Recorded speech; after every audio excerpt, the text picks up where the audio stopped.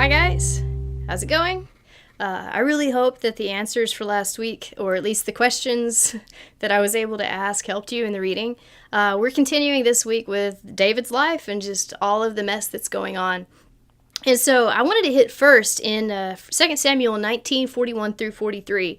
There is this moment where Israel comes and they're bringing David back and trying to restore him to his throne in Jerusalem. And at first it's, we have 10 shares in the king and we have more right to him than you guys do. And then suddenly it's, we have no share in Jesse, we have no share in David. And they totally revolt against the king. So what's going on? This is confusing, right, when we read this. One of the things that we can see, if we look back toward the time in Judges, is that there were already large fractures between the Israelites. It was tribe versus tribe. You remember at the end of Judges, they killed basically all of Benjamin because there are these huge fractures. But earlier on, you have Ephraim who's, fighting against Gideon, and you have all of this stuff with Sibboleth and Shibboleth, and it's Israelite killing Israelite. And so when Saul came in, he unified the kingdom to a degree. He unified the kingdom under the tribe of Benjamin, and he led the kingdom, and as a war leader, he led well. David comes into a fairly unified kingdom. He's under the tribe of Judah, and so now there's kind of a new loyalty. That's part of why David's so very careful to establish his innocence at the very beginning of his reign. But he doesn't come into a genuinely unified nation. It's still right under the surface. There's tribe versus tribe resentment and violence, and they're ready to get at each other's throats. And because David so badly mismanages his reign at the end, where he sins against the Lord with Bathsheba and then loses all of the loyalty of all of the people with him, he doesn't do this in a vacuum. The nation is watching. And so when Absalom comes against David, there are certain tribes that think, we like Absalom. And then when Absalom loses, there are certain tribes that say, maybe we're done with the house of Jesse. And so they're just waiting for their excuse. And so when you see that time when one tribe brings David in and then the others totally go up against him, they're just revealing what they were already planning to do. And so we see that David's coming in, and his disloyalty to the Lord fragments an already fragmented kingdom even further. 2 Samuel 20. Why does Joab kill Amasa? We have all kinds of interesting things that happen with Joab. You notice that Joab just kind of kills people a lot. It's kind of his MO. That's just what he does. He's a man of war, so he kills people when he's got a problem. What happens here is Amasa becomes the general under Absalom. And when David is coming and he's trying to fix things again, Joab has rebuked him in public. And so David, in some ways, to restore his honor and to shame Joab, removes Joab from being general. Also because Joab had killed his son. Never mind that Joab had done it as an act of loyalty toward David, but Joab's killed the king's son. And so David says, I don't have anything to do with you. You guys are just so violent. I'm done. And then he takes Amasa and he makes Amasa his new general. This is by way of trying to make peace with the faction that had deserted under Absalom. So why does Joab kill him? Well, jealousy. Joab has been David's general all this time. He's not going to let someone else step into that. Pride, he's been shamed. This is going to restore his pride, his honor, if he kills this man. And then just a basic, profound disrespect for human life. Amasa has been an honorable man. He's not done anything to Joab, and Joab just up and kills him. It might be that Joab thinks that maybe Amasa will betray David. We don't really know about that part. But we just know, again, he's violent. This is a violent time.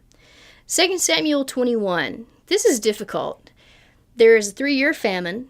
David asked God, why has there been this famine? Now, God had already said in Deuteronomy, if you guys sin against me, I will send famine. I'll take my reign away.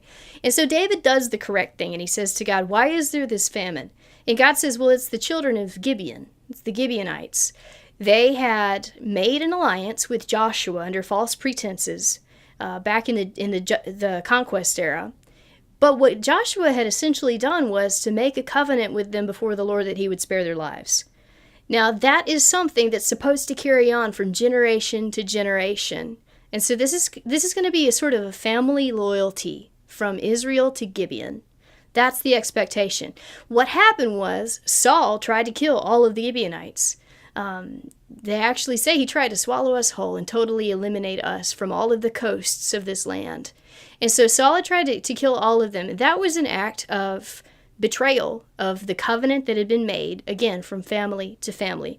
So God let it go for a while, and then at the right time, he sent a famine to call David's attention to the situation, to show how serious it was. So David goes to the Gibeonites and says, "What must I do?" And they say, "We want 7 sons of Saul." And so David goes and he brings 7 sons of Saul, kills them, and exposes their bodies.